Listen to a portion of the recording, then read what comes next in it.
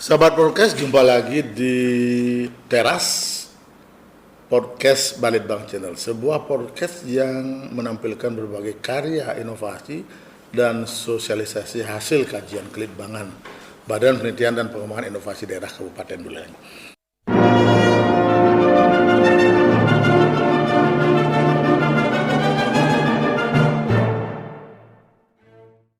Hari ini kita akan membahas tentang hasil kajian yang sudah selesai, bahkan sudah menghasilkan rekomendasi untuk pemerintah daerah, yakni tentang tata cara pemungutan dan besaran retribusi pengelolaan persampahan atau kebersihan di Kabupaten Buleleng. Hari ini bersama Kepala Bidang Pengelolaan Sampah dan Limbah, Bahan Bahaya dan Beracun. Beliau adalah Bapak Ketut Santiana SP. Om Swastiastu. Swastiastu. Ya, masih kegiatannya masih padat terus. Padat terus. Mengurus sampah. Ya, mengelola sampah. Habis. Udah habis. Pak Ketut, berbicara mas sampah ini kan menarik gitu ya. Tidak pernah habis kita bicarakan gitu kan, karena selalu muncul permasalahan di situ. Nah, kemudian berkaitan dengan hasil kajian yang sudah dilakukan tentang bagaimana kemudian tentang tata cara pemungutan distribusi sampah, bagaimana pengelolaan sampah di Kabupaten Buleleng, beserta berapa sampah yang dihasilkan di Kabupaten Buleleng. Nah, ini kan menarik sekali. Dan lebih awal Pak, saya ingin tahu Pak, dari kajian tentang tata cara pemungutan dan besaran distribusi pengelolaan sampah atau kebersihan di Kabupaten Buleleng, ini gimana hasil kajian yang sudah selesai dilaksanakan oleh tenaga ahli dan kemudian direkomendasikan untuk Dinas Lingkungan Hidup Kabupaten Buleleng? Terima kasih Pak Roy atas apa yang menjadi dasar dari kegiatan Badan Penelitian Pengembangan Inovasi Daerah Kabupaten Buleleng terkait dengan pengelolaan sampah dalam kajian akademis tentang pemungutan retribusi sampah dan kebersihan untuk dari Akademika Universitas Udayana di Fakultas Teknik Pak Roy. Jadi kami bicara mewakili Bapak Pimpinan, kebetulan pada hari ini tidak hadir, jadi secara kegiatan MONEP ini merupakan saya mengapresiasi, sudah tentu hal-hal yang berkaitan dengan kajian yang nanti akan dituangkan di dalam Perda, di dalam pelaksanaan kegiatan di lapangan. Sudah tentu ada beberapa hal yang perlu kita ketahui berkaitan dengan besaran pungutan dan jumlah, juga bagaimana sistemnya yang sudah kami pahami, baca di dalam kajian tersebut. Nah, untuk diketahui di Kabupaten Buleleng untuk pelaksanaan kajian retribusi selama yang berjalan di masyarakat ini mengacu pada peraturan daerah nomor 11 tahun 2000, nomor 17 tahun 2011 tentang jumlah besaran retribusi persampahan dan kebersihan. Sudah tentu objek dari pelaksanaan di lapangan ini karena sebagai masyarakat penghasil sampah sudah tentu mempunyai nilai-nilai yang kalau tidak dikelola dengan baik akan berakibat dampak yang negatif, terjadi pencemaran dan sebagainya. Betul Pak Kedot, tapi sebelum mengarah ke sana Pak, tentang hasil kajian ini bagaimana Pak? Apakah sesuai dengan apa yang diinginkan oleh Dinas Lingkungan Hidup? Kalau menurut kami dari hasil kajian yang secara dilaksanakan dari kajian UNUT ini sudah tentu ada pertimbangan-pertimbangan khusus yang mungkin kedepannya untuk sementara kami belum bisa menampung, tidak lanjuti, karena dari peraturan Perda Kabupaten Buleleng nomor 8 tahun 2018 tentang perubahan atas peraturan daerah nomor 17 Pak tahun 2011 tentang pelayanan persampahan kebersihan itu mengalami penurunan Pak, tarif retribusi, termasuk juga ini biaya operasionalnya penanganan sampah yang semakin besar. Jadi artinya bahwa hasil kajian kurang relevansi, belum ada relevansi, bahkan belum mengakomodasi apa yang diinginkan oleh Dinas Lingkungan. Kenapa begitu Pak? Apa substansi yang masih belum diakomodasi? Kalau dari substansi dari isi dari kajian ini sudah tentu realita di lapangan. Realita di Ya. lapangan. Hasil sampel yang dilaksanakan dari kajian ini hanya relatif kecil, cuma 100 orang yang diwawancarai dan Sampel, sebagainya. ya, Sampelnya ya. ini. Kemudian juga sasaran terkait dengan keadaan sosial budaya. Betul. Jadi yang paling signifikan sebenarnya di sini bagaimana dari kajian ini melihat dari sosial kaitannya dengan kita di Bali ada upacara keagamaan. Sudah tentu produk sampah volume timbulan sampah itu Ya. kan banyak. Nah ini juga harus sebenarnya masuk di dalam Ya. ranah tersebut. Nah, Cuma kemudian belum masuk itu Pak, bagaimana kemudian tindak lanjut dari Dinas Lingkungan Hidup untuk menerapkan nanti kajian ini? Nah, kalau terkait dengan penerapan nanti, mungkin dengan kajian-kajian sebelumnya yang masih yang mengena, Pak. Jadi ada tambahan 50% dari kajian yang telah dilaksanakan, itu dari lembaga lain. Oh gitu. Nah, itu sebagai tolak ukur pedoman kami yang kami pakai. Kalau di sini adalah dari sampel yang diambil, kemudian objek yang ditangani ada klasifikasi khusus Iya, jadi artinya kajian ini di Roma lagi, di Roma, Pak, ya, di Roma lagi, Pak. di Roma harus Semua di adanya. Roma atau sebagian bagaimana, Pak? Ada beberapa item yang harus dirombak ini, bukan Iya, iya. artinya secara fundamental, tapi ini sudah tidak sesuai dengan apa yang menjadi regulasi karena ada perubahan nomor 8 tahun 2018 itu, Pak, tentang apa dari perubahan Perda nomor Iya, 17 iya, itu. iya. Sebenarnya di sana item-item yang harus dimasukkan itu yang lebih klasik di sini kan 73% adalah Iya. rumah tangga yang paling Betul, besar betul. dalam penghasilan sampah konsumsi sampah. Nah, disinilah yang sebenarnya tidak perlu ada klasifikasi Nah. seperti di tingkat sosial budaya, dalam arti di masyarakat Betul. ada klasifikasi miskin, ada klasifikasi yang berkaitan dengan menengah. Nah, ini akan sulit kita laksanakan pengajian ini. Memang tidak ada kaitannya antara pemutusan retribusi dengan klasifikasi masyarakat gitu, Pak, ya. Iya, iya sebenarnya. Tapi dari segi objek yang di sasaran yang dilaksanakan itu, misalnya rumah tangga, kios, nah di sanalah sebenarnya disempurnakan lebih detail lagi. Iya, tapi kalau dilihat dari produksi sampah di Kabupaten Buleleng itu, gimana klasifikasinya, Pak, sekarang? Kalau sekarang memuat dari klasifikasi mengacu pada Perda nomor 17 tahun 2011, Pak. Di sana ada objek untuk penanganan itu dari sumber ke TPS, ya, itu dilaksanakan misalnya di kota, di kelurahan. Kemudian dari TPS pengelolaan sementara ke TPA, itulah kita melakukan kerjasama dengan PDAM dalam pemutusan retribusi. Jadi include dengan pembayaran PDAM, kerjasama itu. Sehingga di sana rata-rata kelihatannya Itu yang selama ini dilakukan. ya dilakukan dengan kerjasama untuk peningkatan PAD kaitan dengan Perda itu.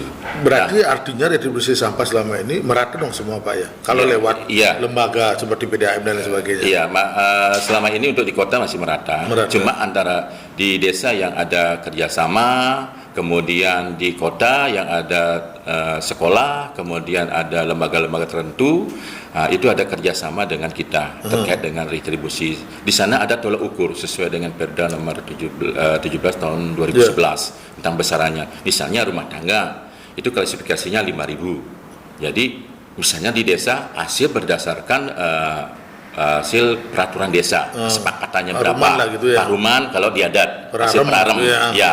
Nah itu disepakati. Nah ini sebagai dasar tolak ukur. Ya, artinya beda-beda dong artinya Nah retribusi kalau itulah kerjasama dengan masalahnya. desa. Ya, itulah makanya di sini dengan patokan dasar regulasi Perda itu sebagai acuan, ini hasil kesepakatan, hasil perarem dan peraturan desa. Berarti- Karena di sana ada hitungan jasa Betul. dari Jadi petugas. artinya tidak berlaku Perda tapi Prarem, ya? Ya, hasil perarem dengan peraturan desa lebih melekat. pada Prarem. Iya. Ya artinya memang beda-beda dah akhirnya di desa-desa kan Iya, beda-beda. benar. Ada yang Masuk luas. di kota juga, Pak. Gitu Masing-masing ya. kelurahan. Itu bagaimana pengelolaannya nanti Dinas Lingkungan Hidup? Kalau Berapa terkait persennya masuk ke Kalau terkait dengan pemerintah? ke pemerintah itu dari TPS ke TPA. TPS Kita ke TPA. Ya, dari tempat sementara sementara ke di akhir. mana ini, Pak?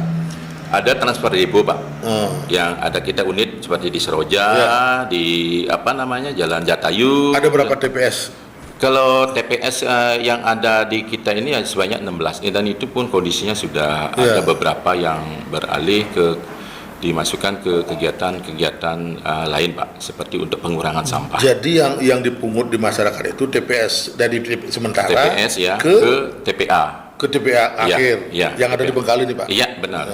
Itu yang didistribusikan. Didistribusikan. Jumlahnya beda-beda kan Beda. seperti itu. Yang untuk yang dari TPS ke TPA seragam, Pak. Seragam. Untuk yang dari kelurahan ini yang beda. Disinilah kita mengacu nanti terkait dengan rumah tangga masing-masing dengan perda itu, yang gitu. 5.000 itu.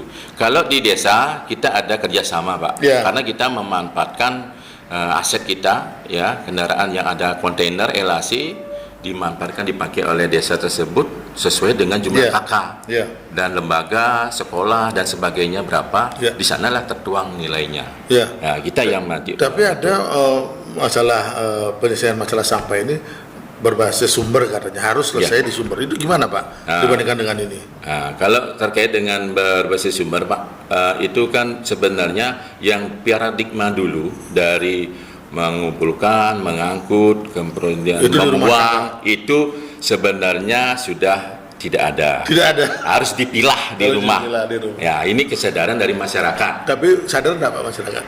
Ya, kita harus memberikan penyuluhan secara terus-menerus, himbauan sesuai dengan peraturan gubernur nomor 47 tahun 2019 buang sampah berbasis sumber harus selesai di sumber kan? Iya. Dipilah dan lain sebagainya. Ya, makanya di sana ada semacam TPS-TPS di desa. Yang ada di sana adalah semacam kegiatan-kegiatan seperti kita punya bank sampah misalnya, kemudian ada TPST, kemudian ada TPS 3R dari kegiatan pemerintah yang disumbangkan ke desa. Kalau boleh saya tahu produk sampah di Buleleng baik dari rumah tangga, dari perusahaan dan sebagainya berapa ton sih Pak? Kalau rata-rata hitungan kita per orang itu adalah 0,5 Pak, setengah kilo untuk per hari. Per hari? Iya, seseorang per jiwa. Per jiwa? Jadi ya kali jumlah penduduk. Berapa tuh Pak? 800.000 kan kalau di sini kan di Buleleng. Ya kali kan berarti rata-rata kalau dihitung per bulannya sudah, kalau di TPA itu sudah per bulannya mencapai, kalau rata-rata itu per hari Pak. Kalau hitung per hari ini masuk di TPA itu 500 meter kubik Pak. Jadi kalikan tiga mendekati 150 Pak ton. Nah 150 kali kemudian retribusi yang selama ini dilakukan berapa nilainya Pak?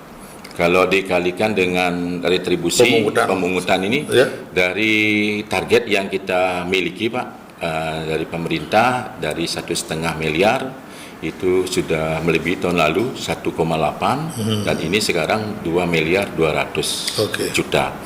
Jadi ini suatu target yang mana kita melihat juga sisi dari pihak kelurahan yang ada di kota, karena notabene di sini jumlah penduduk yang paling padat kan. Nah, sudah tentu kita bergandengan dengan kelompok-kelompok swadaya masyarakat. Bagaimana mekanisme cara untuk meningkatkan pendapatan daerah kita. Dan Buleleng. Pak Kedut, saya kembali ke kajian lagi nih Pak. Itu kan tadi sudah jelaskan banyak masalah di situ, bahkan juga bagaimana prosedur pemungutan sudah dilakukan sebetulnya kan, sudah berjalan dengan baik kan Pak, seperti ini. Ada masalah enggak Pak ya dalam pemungutan selama ini? Oh enggak ada masalah. Nah kemudian kalau dikaitkan dengan kajian ini Pak, mana yang bisa diambil untuk pembaharuan pemungutan, tata cara pemungutan dari retribusi sampah itu dari hasil rekomendasi kajian ini? Kalau dari yang lihat sementara ini dari kajian ini UNUD ya Pak ya. Itu yang saya lihat di sana sebenarnya tidak secara prinsipil sekali dicari Pak, seperti tadi Pak. Masalah sosial mana Pak? Nah, yang sebenarnya itu berapa kondisi yang sekarang dengan kondisi Perda yang 2011 dengan tahun sekian ini, perubahan-perubahan yang harus diatur terkait dengan kondisi di Kabupaten Buleleng ini. Misalnya kalau misalnya itu 5.000, apakah dari kesepakatan dari interview dari kajian ini sudah mendukung apa tidak? Ternyata dari hal-hal tersebut Pak masih mengklasifikasi misalnya tetap dasarnya 5.000. Jadi dari 5.000 itu peningkatannya ringnya sampai 15.000, cuma di sektor perhotelan, kemudian hal-hal yang lain terkait di lembaga itu tidak sesuai dengan Perda di nomor 17 tahun 2011, malah lebih turun. Yang sebenarnya misalnya 100 ini malah ringnya 50-70 ribu. Nah itu yang menjadi juga permasalahan. Nah, jadi kembali kita terkait dengan hal ini sudah tentu ada hal-hal yang perlu diperbaharui terkait kajian ini, sehingga kita mengacu kepada kajian dari lembaga lain yang tahun 2020 ya Bu. Iya. Nah itu yang kita pakai sebagai dasar untuk nanti menentukan perda. Itu yang dipakai, ya. bukan kajian yang ini hasilnya. Bukan nanti dari kajian. Nah, 2020. tapi bagaimana penerapan dengan ini kan sudah rekomendasi Pak, artinya kan ini hasil kajian. Ya, tapi kami sudah berkoordinasi dengan ruangan ke BPKPD terkait itu. Yang kajian ini tidak kita pakai. Tidak pakai ya? Yang dari aspek pengkajian perlu mungkin di dalam pengajian ini kita bukan menyasar ke objek dari TPS ke TP aja. Ya. Kita dari sumber juga Ya, ke betul. TPS. TPS. Sehingga ini menjadi ranah jumlah volume yang Betul. kita pungut Betul. meningkat pendapatan Ya. di dalam menuangkan dalam perda itu nanti.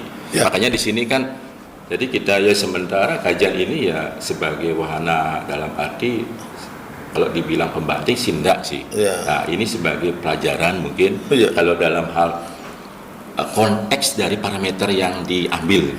Ya, contohnya kecil aja, sampel cuma 100 Pak. Kita dengan jumlah sekian 9 kecamatan, kalau itu bagi tidak memenuhi kota Pak.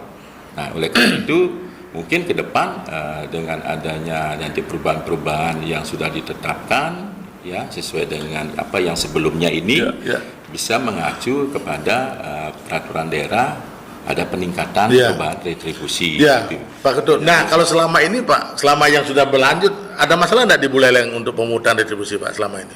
Kalau masalah retribusi pemungutan tidak. Tidak ya? Karena kita pakai semacam pembayaran non tunai. Berjalan Jadi begitu saja, mengalir ya?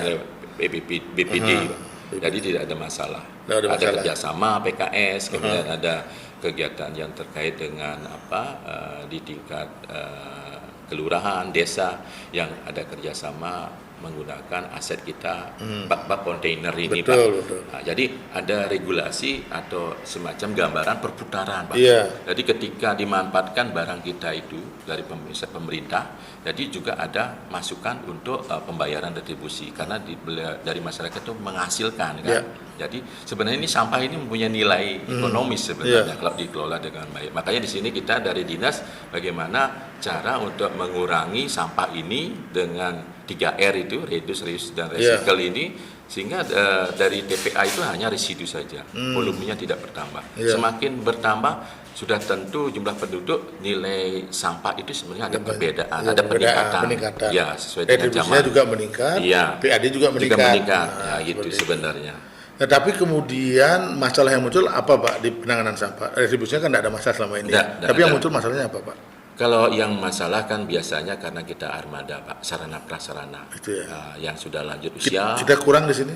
Iya, sebenarnya apalagi. Berapa punya sekarang Pak armada? Kalau armada untuk dump truck itu ada sebanyak 11. Kemudian yang 16 adalah LHC. Dengan luas wilayah Buleleng berapa yang perlu? Sebetulnya idealnya. Sebenarnya sesuai dengan Pergub nomor 47 2019, artinya pemilihan kalau di desa bisa dilaksanakan di sana sehingga ada pengurangan Pak. Yang kita lebih banyak sebenarnya yang kita tangani adalah di kota. Karena lebih banyak cenderung di kota jumlah penduduk ya.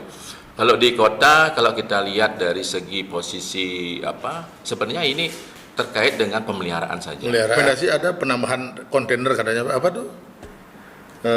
Armada, sarana prasarana yang perlu yang kita tambah Pak. Kalau di sini nggak termuat di sini karena sasarannya retribusi Pak. Oh retribusi ya, bukan armada. Bukan. Tapi ada muncul itu kan penambahan. Ya, cuma di sini tidak terlalu signifikan Pak. Ya, yang signifikan itu sebenarnya kan bagaimana kemampuan dari masyarakat untuk siap dia membayar. Betul. Ada yang siap membayar tidak tahu nominalnya, itu yang dari objek dari kajian ini, betul, dan ada yang tidak tahu menahu berapa jumlah yang besarannya. Dia bayar gitu.